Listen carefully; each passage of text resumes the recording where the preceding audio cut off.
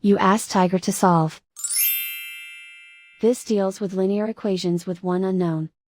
The final result is f equals negative 363 over 53. Let's solve it step by step. Simplify the expression. Expand the parentheses. Simplify the arithmetic. Group all constants on the right side of the equation.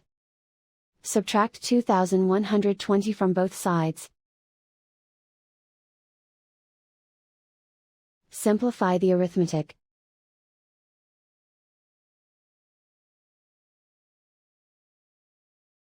Isolate the f.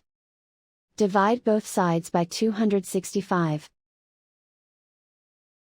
Simplify the fraction. Find the greatest common factor of the numerator and denominator. Factor out and cancel the greatest common factor. And so the final result is f equals negative 363 over 53.